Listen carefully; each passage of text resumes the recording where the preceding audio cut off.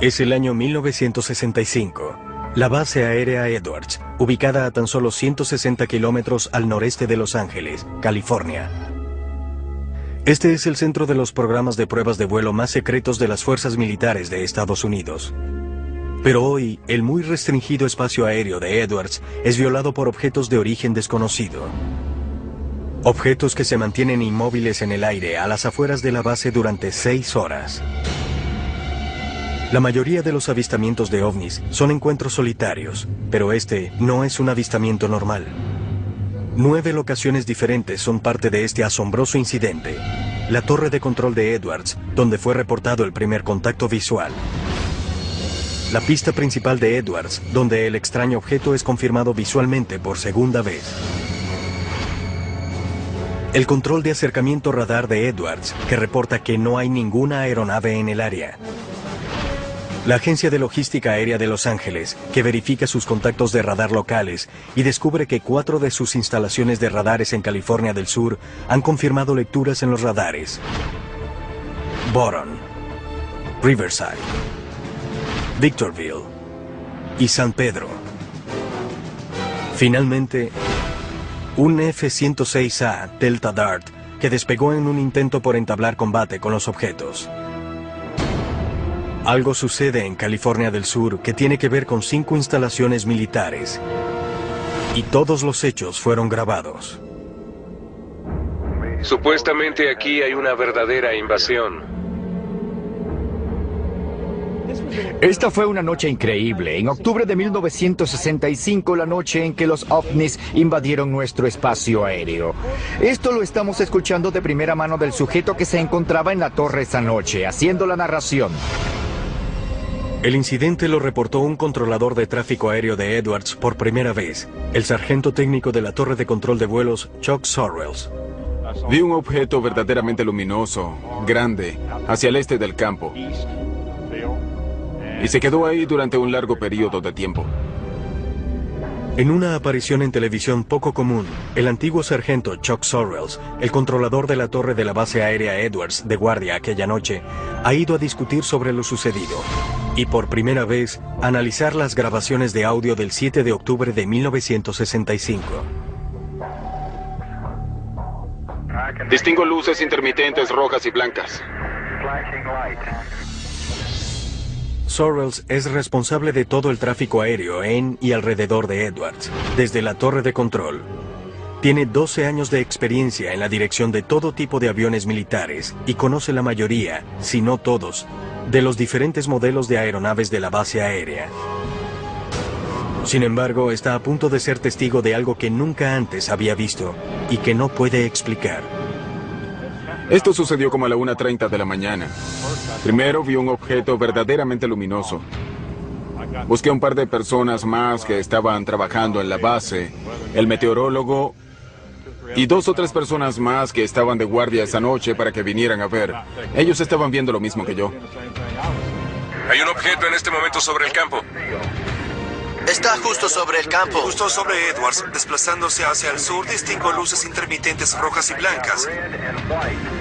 Y el capitán del destacamento 1 lo ha confirmado. Estaba demasiado baja para ser una estrella o algo así, a menos de 1500 metros, y eso duró bastante rato. Según él, el objeto es verde claro, con una luz intermitente roja en la parte de la base, y el objeto es grande y luminoso. Se aparecen 3 más de estos objetos, más pequeños, como de la mitad del tamaño del original, y se mantuvieron juntos. Tenían una especie de formación o por lo menos estaban muy juntos en forma de V. Se desplazaron hacia el sur de la base. En un momento dado aparecen 3 más. Estos 3 eran como naves independientes. Volaron hacia el norte, hacia el sur, el este y el oeste. Esto comenzó a suceder a partir de aproximadamente la 1:30 cuando vi la primera, hasta que apareció la luz del día y empezó a aclarar.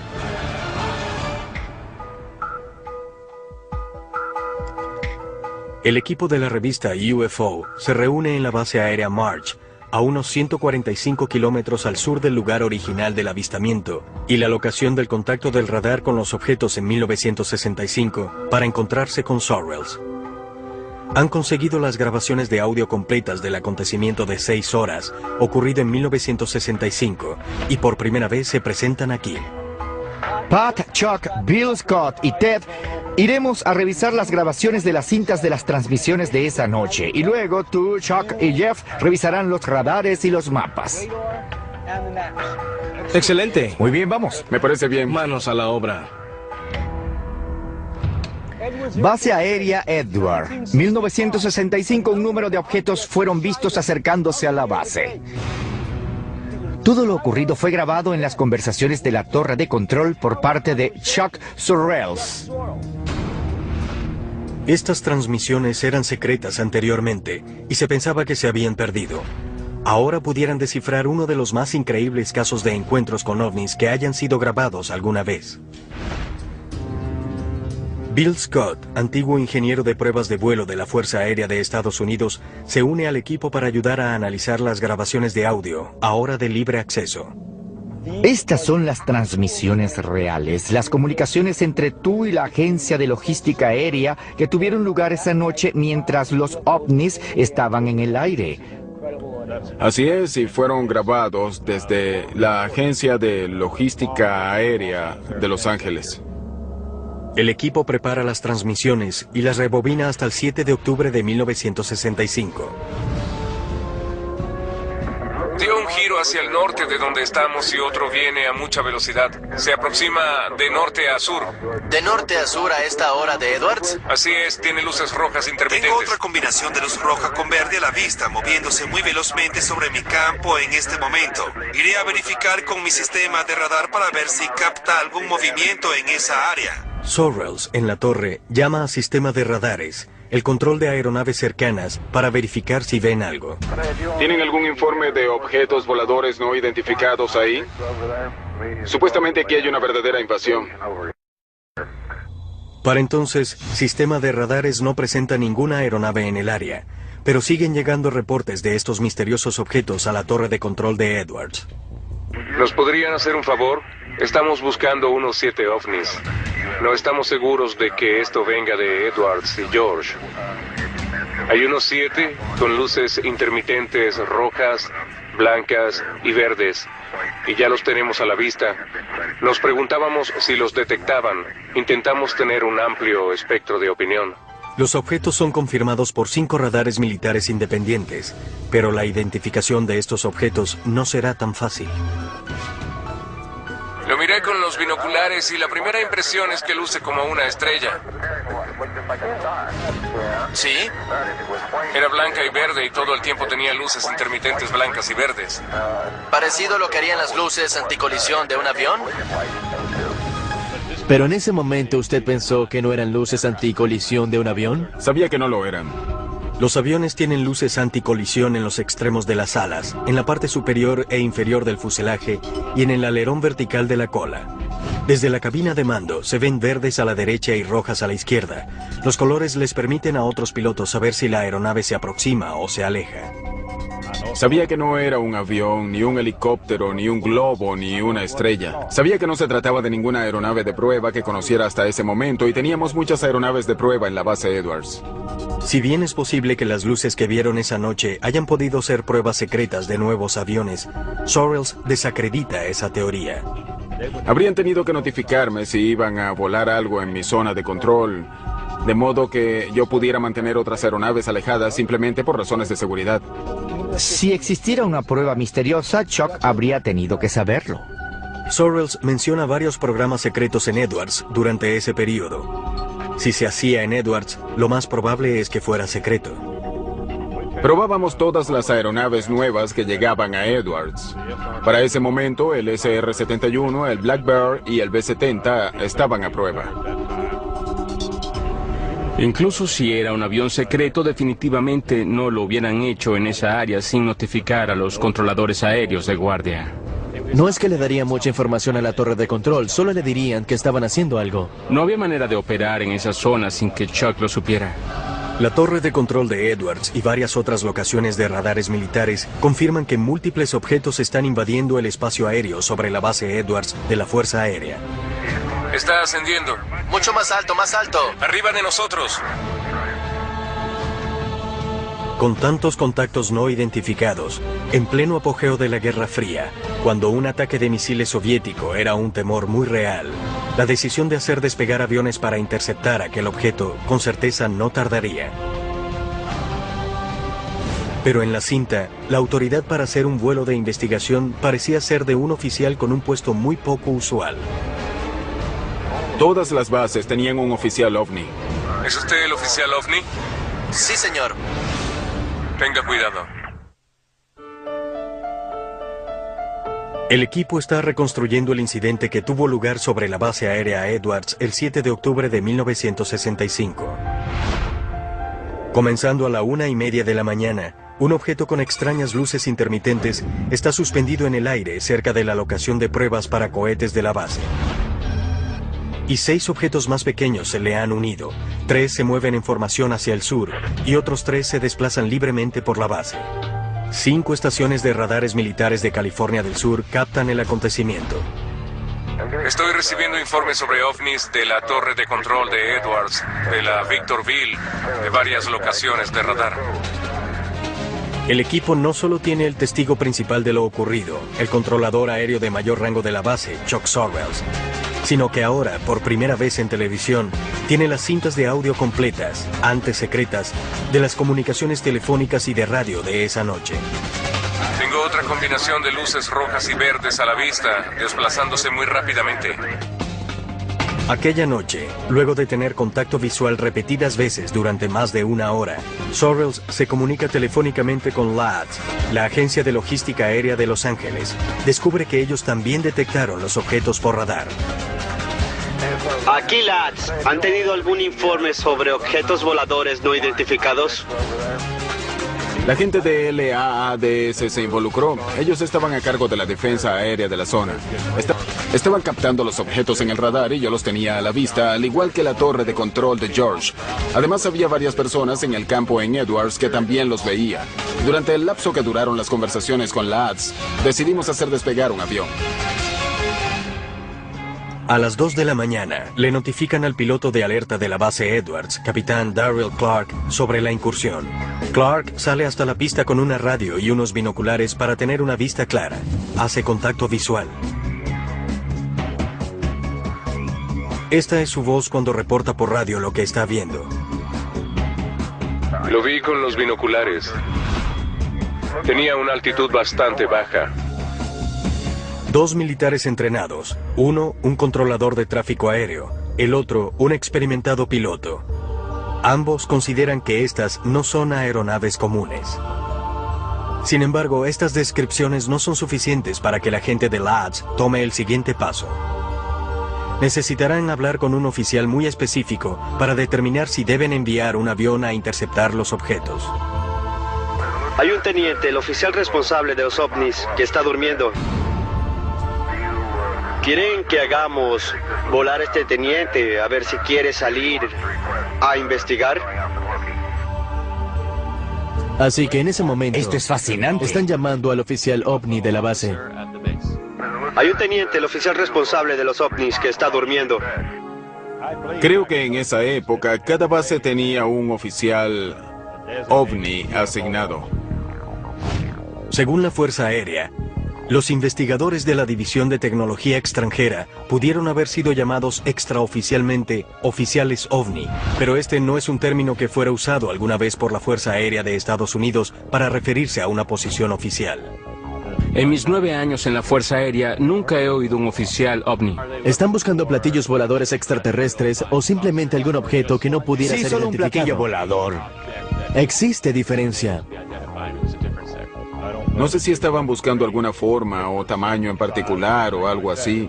Era solo algo que se saliera de lo normal, que pudiera ser llamado objeto volador no identificado. Con el surgimiento de la Primera Guerra Mundial, el ejército de Estados Unidos formó una sección de datos extranjeros para estudiar la capacidad de aviación y el progreso de los poderes en Europa. Para la Segunda Guerra Mundial, la división se convirtió en el laboratorio de datos técnicos, con sede en el campo Wright-Patterson. El grupo evaluaba equipo y aeronaves enemigas capturadas. Luego de la guerra, la división se fusionó con un grupo de inteligencia científica y técnica, Inteligencia T2, con un objetivo primordial: asegurar la prevención de sorpresas estratégicas, tácticas o tecnológicas de cualquier fuente. Cuando la Guerra Fría se intensificó, su principal objetivo era Rusia. Sin embargo, en 1947, esta división estudió el fenómeno ovni emergente bajo el proyecto Signo, y en 1952, la división creó el proyecto Libro Azul para el estudio continuo de ovnis. En 1961, la división fue oficialmente cambiada a División de Tecnología Extranjera. El personal de la DTE no está asignado a todas las bases, solo a aquellas que encajan dentro de su perfil según la Fuerza Aérea.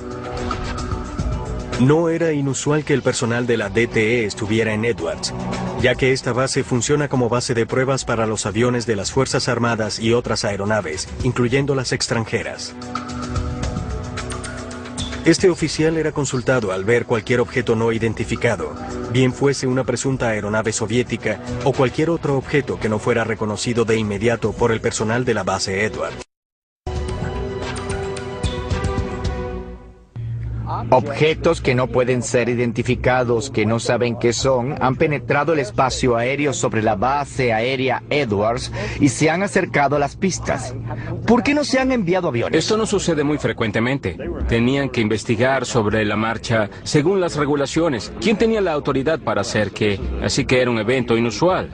Supongo que en esa época se trataba de algo en lo que había que confiar en los instintos. Yo no tenía ninguna política particular por la cual regirme que me dijera qué hacer. Había que tomar una decisión y ejecutarla.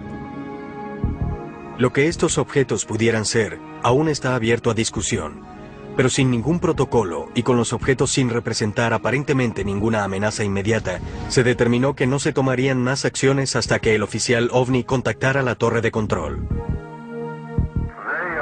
Harán despegar a su oficial OVNI, a ver si quiere solicitar salir para investigar. En las transmisiones de radio, en las conversaciones telefónicas, de pronto descubrimos, un momento, Edwards tenía un oficial OVNI. ¿Qué hacía el oficial OVNI? ¿Buscaba platillos voladores? Aunque no estuviera buscando platillos voladores, pero solo estar a cargo de cualquiera que fuera el objeto desconocido allí arriba, igual eran noticias. Que a pesar de todas las negaciones de la Fuerza Aérea, y me refiero al año tras año de negar que los ovnis fuesen reales, tuvieran un oficial OVNI. A las 3 de la mañana, luego de más de 90 minutos del avistamiento inicial, el oficial OVNI contacta la torre de control e intenta determinar el origen de estos objetos con la Agencia de Logística Aérea de Los Ángeles. LADS ha confirmado la detección por parte de los radares de 5 puntos diferentes alrededor de la base Edwards. ¿Está lanzando algún globo meteorológico desde Edwards? ¿Globo meteorológico? No que yo sepa. Edwards no tiene unidad radiosonda, así que dudo que permitieran algo que no tuvieran razón para hacer. ¿No tendrían razón para liberar globos? No en el departamento meteorológico. No de Edwards, ¿cierto? No. Entiendo. Ese era el director de la Agencia de Logística Aérea de Los Ángeles, hablando con el meteorólogo de Edwards y preguntándole si se les había escapado algún globo. Y él dijo, no tenemos radiosonda aquí, que es la unidad que se encarga de enviar los globos y hacer ese tipo de actividades. No tenemos razón para hacerlo. Edwards no tiene unidad radiosonda, así que no tienen razón para haber liberado globos meteorológicos. Él explica claramente en la cinta que no liberaron ningún globo. Sin embargo, en el informe escrito sobre este asunto, dice que un globo fue liberado desde ahí esa noche. En realidad, no sucedió, pero así aparece en el informe escrito secreto. El informe oficial de la Fuerza Aérea de Estados Unidos claramente clasifica los múltiples acontecimientos como avistamientos de globos meteorológicos. Si estos objetos fueron en realidad globos meteorológicos, ¿por qué tomaron la siguiente decisión?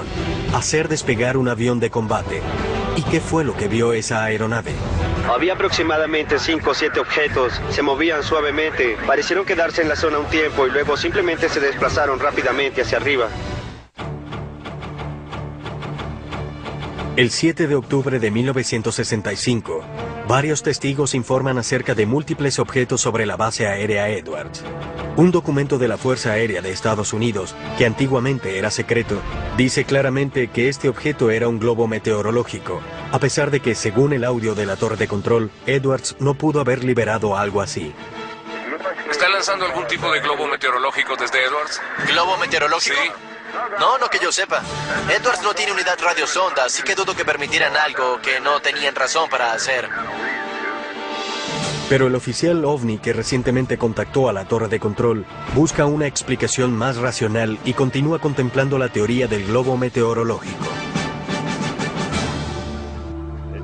Es muy difícil que un globo meteorológico se desplace de norte a sur a poca altitud cuando yo informé que el viento viene del oeste a 2 nudos.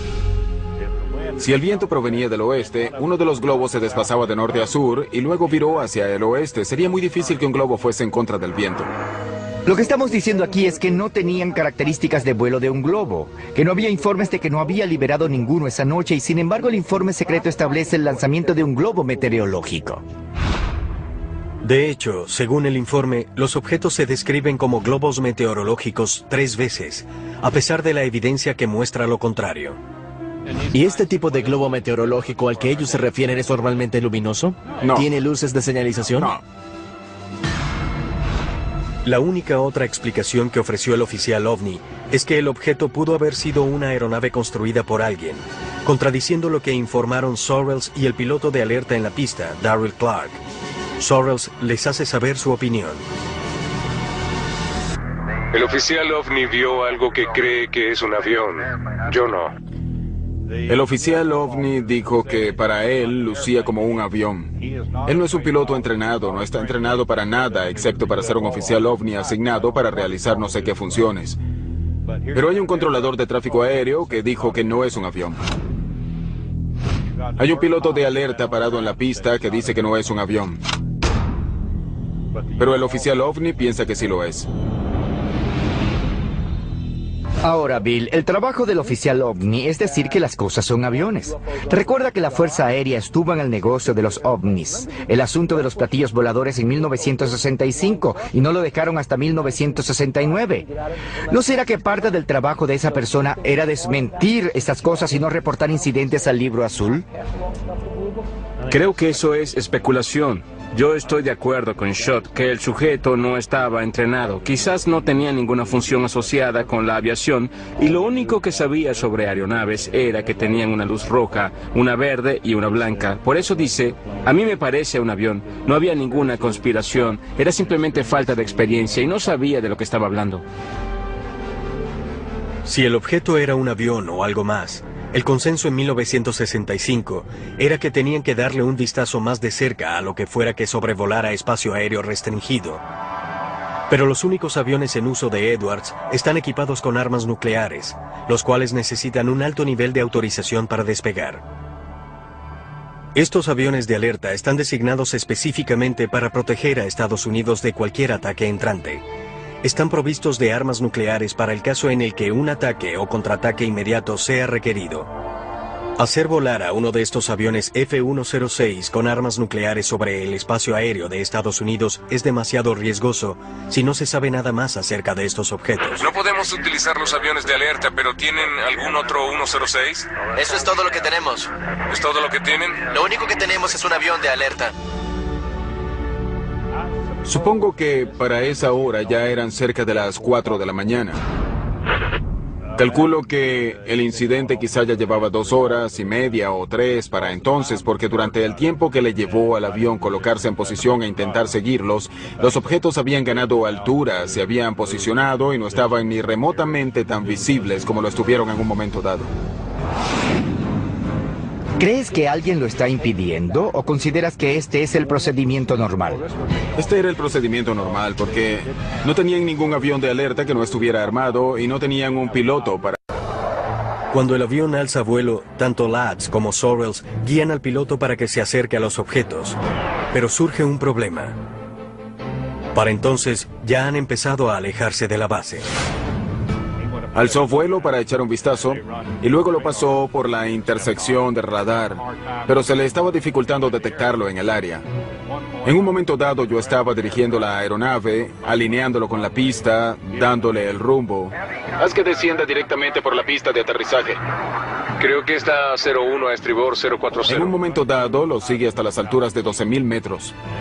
Yo hablaba con el director y le preguntaba cómo le iba y le dije, bueno, se está acercando. 01 ahora se encuentra un poco a la izquierda. Blanco a tu derecha y otro a tu izquierda. Luego, cuando se acercó, le dije, está abajo. Torre de control, ¿qué tal están las cosas ahora? Busca ascender, busca ascender. Esa cosa está elevándose muy rápidamente. Está elevándose. Se encuentra a 12.000 metros y aún no está tan elevada. No está muy alto. ¿No muy alto? Pasó los 12.000 metros. Aún está bajo. Pero a medida que el piloto se acerca, los objetos se alejan más y más, hasta que finalmente desaparecen del contacto visual y del contacto del radar. Se desplazó ahora a aproximadamente 145 grados. A unos 65 kilómetros estimados y con mucha altitud ahora. Está casi invisible ahora. ¿Qué piensas de esto? Creo que fue un incidente inusual para todos los profesionales involucrados. El único poco profesional que escuché fue el oficial OVNI. Fue el único que pensó que era un avión. Las cintas, ahora de libre acceso, son solo el comienzo. El piloto de alerta, el capitán Clark, quien jamás habló sobre este incidente luego de esa noche y no podía saber que sería investigado en un futuro, a la larga le escribiría una carta a su esposa, describiéndole lo que había visto esa noche de octubre. Capitán Clark, ¿sí? ¿Qué opina de esto? Les diré que cuando vi esa cosa por primera vez se aproximaba a la base por el norte. Lo único que podía ver eran las luces intermitentes, no giratorias. Lo vi bien con los binoculares, parecía empujar una pequeña nube hacia el frente. Existe la teoría de que una vez que la humanidad comenzó a desarrollar energía y armas nucleares, Creo que la libertad es lo más valioso.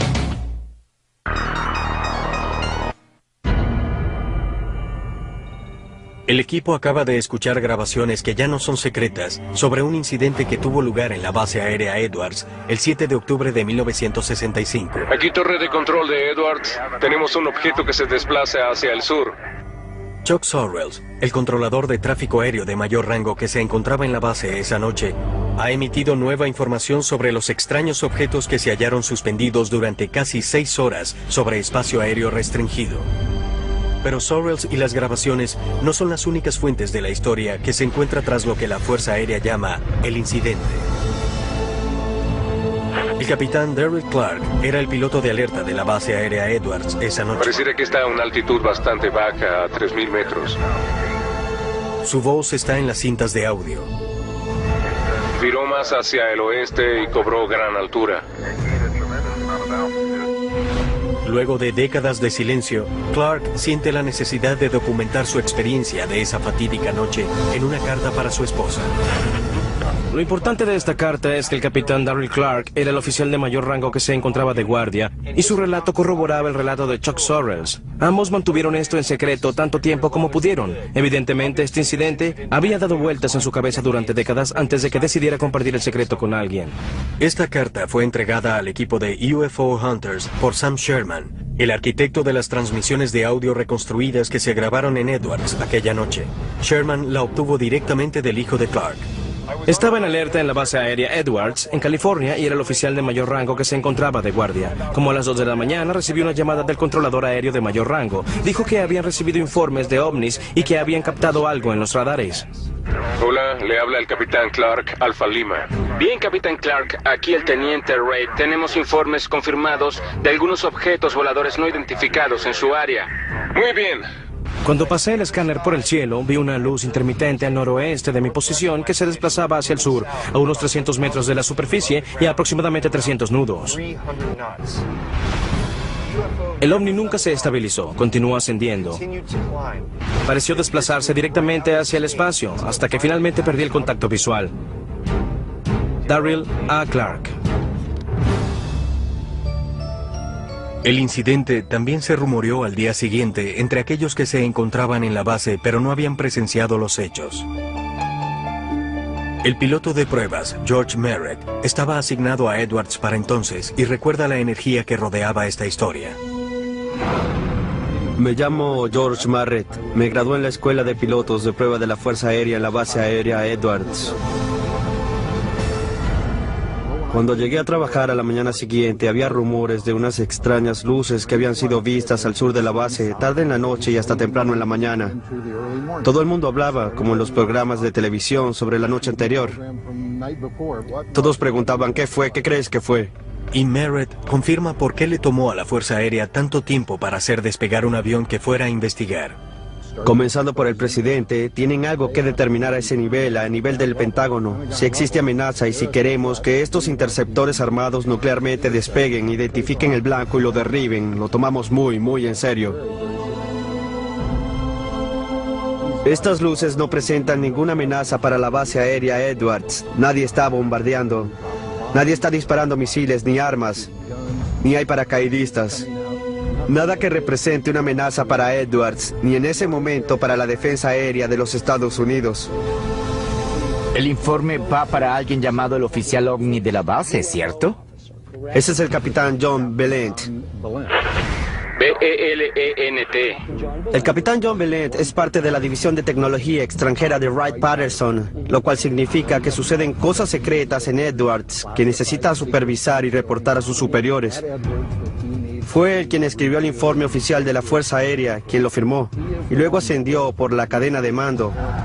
Así que ese es el informe oficial de esto. No fue escrito por personal de la base Edwards. Este informe oficial de la Fuerza Aérea fue el mismo informe que identificó a uno de estos objetos como un globo meteorológico. ¿Pudiera haber sido esta tecnología secreta que Valent no tenía autorización para revelar o de la cual no estaba enterado? Durante la reconstrucción inicial de las cintas de audio, Sam Sherman se puso en contacto con Valent para discutir el incidente, pero este se negó a hacer comentarios y no estuvo interesado en participar en la investigación de Sherman. Fíjense en mi punto de vista, 1 año y medio antes, cuando era estudiante de la Escuela de Pilotos de Prueba, el presidente Johnson anunció que el Blackbird JF-12 se encontraba en Edwards. Vi uno de ellos rodar por la pista, era la primera vez que veía al Blackbird. No sabía nada acerca de Groom Lake ni del Área 51, y aquí venía desplazándose sobre la pista el más maravilloso avión de combate que jamás hubiera visto. Y yo soy piloto de combate. Podría pensarse que lo conocería, pero no sabía de él. Entonces, ¿qué tuvo que ver ese avión con el incidente del OVNI? Mi primera impresión fue que había unas luces allá afuera. De hecho, había una especie de vehículo que quizá pertenecía a un programa secreto. El área restringida, el área en que nosotros como pilotos de prueba realizábamos todos nuestros vuelos de prueba, se encontraba en lo que se denomina el área restringida de Edwards, la misma que tenemos en la actualidad, 2512, comienza a unos 8 o 9 kilómetros al sur de la pista y se extiende hacia el oeste, el norte y el este, así que las zonas de prueba de nuestras aeronaves estaban todas al norte de la base Edwards. Según Merritt, la ruta de vuelo de toda la tecnología secreta de Edwards se ejecutaba en un área específica al norte de la base. Pero esto no concuerda con las locaciones reportadas y las rutas de vuelo de los ovnis. El informe oficial de la Fuerza Aérea dijo que eran luces no identificadas que se vieron en Edwards. Eso fue lo que se sostuvo a pesar de que el capitán Valent dijo que eran aviones. Simplemente son no identificadas, eso es todo lo que podemos decir. Pero él aún cree que hay más en cuanto a este caso. A mí particularmente me alegra mucho que hayan reabierto el caso del objeto volador no identificado que pasó por Edwards. Es algo que yo mismo me he preguntado durante 40 años. ¿Son estos ovnis que repetidamente están entrando al espacio aéreo militar? ¿Y con qué fue que en realidad hicieron contacto Chuck Sorrells, Darryl Clark y las estaciones de radares LADS el 7 de octubre de 1965? Estamos investigando unos 7 ovnis. El equipo examina la pieza final del rompecabezas de Edwards, las lecturas de los radares de la Agencia de Logística Aérea de Los Ángeles. Con los testigos, las grabaciones ya disponibles y el testimonio escrito a mano jamás antes visto, el equipo ha descubierto una cantidad de evidencia referente a la noche del 7 de octubre de 1965 en la base aérea Edwards. Me están llegando informes de la torre de control de Edwards, de la Victorville y de algunas de nuestras locaciones de radares sobre ovnis. Su último paso es autentificar las imágenes de radar oficiales de esa noche, provenientes de la estación de San Pedro. Imágenes que el informe oficial luego determinó como difusiones anómalas de tiempo. Este fenómeno es causado por una inversión en la temperatura. La atmósfera de la Tierra por lo general se enfría a medida que aumenta la elevación, pero a veces puede ocurrir una inversión en la que la temperatura o no baja o en algunos casos extremos se hace más caliente con la altura. Cuando esto sucede, esta capa más cálida actúa como una tapa que puede hacer que la calima o la contaminación queden atrapadas debajo de esta capa, haciendo que los radares detecten objetos falsos. Edwards los tiene a la vista desde tierra. 2 torres los están observando. Nosotros tenemos en este momento la lectura en el radar y les estamos siguiendo el rastro. El analista de radares, John Kirk, ayuda al equipo con la autentificación de las lecturas y con la discusión de las teorías sobre qué más pudieron haber sido estos objetos. Voy a reunirme con un ingeniero de sistema de radares. Tiene experiencia y ha trabajado más de 50 años en esto. Me llamo John Kirk. Soy ingeniero de sistemas de radares.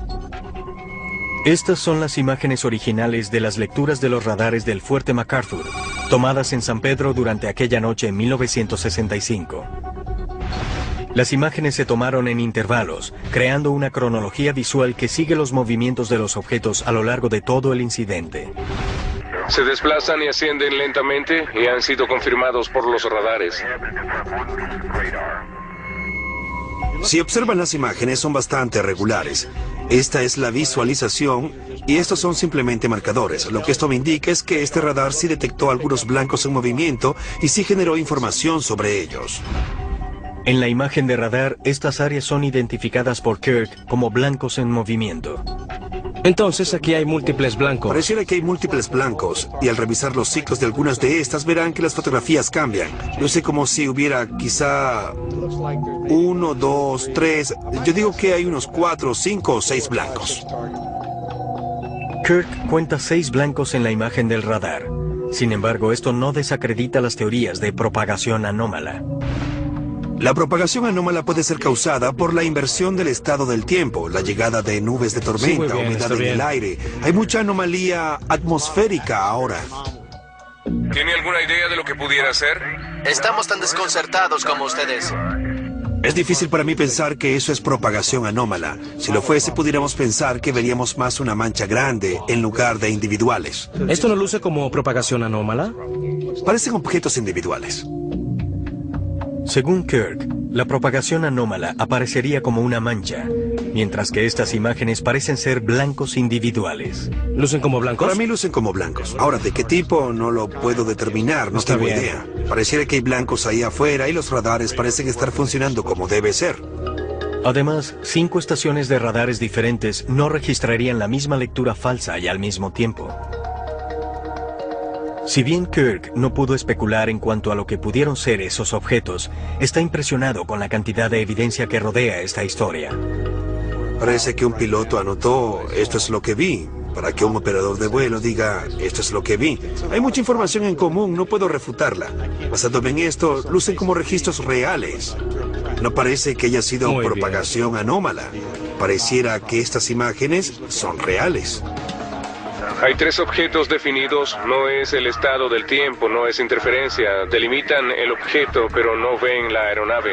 No pueden distinguir lo que son. El antiguo meteorólogo del Servicio Meteorológico Nacional, William Puckett, también tiene evidencia que sugiere que estas imágenes de radar no pueden definirse como propagación anómala. La noche del 7 de octubre de 1965, según el Centro Nacional de Datos Climáticos, la atmósfera estaba muy seca y no presentó inversiones de temperatura, 2 características claves que pudieran crear estas lecturas falsas de los radares. Sin que estas condiciones estén presentes, las posibilidades de que lo que el radar detectó sea propagación anómala son casi nulas. El estado del tiempo en la superficie de Edwards, desde la medianoche hasta las 6 de la mañana, muestra también cielos despejados, temperaturas suaves y de poco a 0 viento, y la visibilidad se calculó en 55 kilómetros. Con estos factores, la distorsión o identificación errada de objetos celestes como Júpiter, Saturno u otras estrellas es poco probable. Pero luego del incidente y la subsiguiente investigación de este, las fuerzas militares decidieron sellar todos los expedientes y las pruebas de audio que se referían al caso. Su explicación fue que las lecturas de los radares fueron falsos positivos y que los testigos solo habían identificado erradamente objetos celestes, a pesar de la contundente evidencia que descarta estas teorías. Para mí es asombroso escuchar que quizás haya ovnis penetrando impunemente espacio aéreo resguardado, espacio aéreo militar en los Estados Unidos. Según el relato tanto de las cintas como del seguimiento de los radares y de Sorrells, esto iba más allá de cualquier característica de vuelo conocida de alguna aeronave de aquella época o del presente. Tiene mucha más altura de la que tenía cuando lo vimos la primera vez. Estas grabaciones de los incidentes originales me pusieron la piel de gallina. Tengo otra combinación de luz roja con verde a la vista moviéndose muy velozmente. Cuando te sientas y escuchas a todas las personas que tuvieron que ver con el incidente, había muchas voces en esas conversaciones que no sabían lo que estaba sucediendo. Por supuesto, cerca de Edwards terminas viendo casi cualquier cosa. El audio es la prueba contundente. Está ganando altura. Mucho más alto. Así de rápidamente. Pareciera que está justo encima de nosotros. Mantuvieron la cinta secreta durante 30 años. ¿Qué había en esa cinta que tenía que ser secreta? ¿Armas secretas? No. ¿Un radar especial? No. Lo que eran ovnis.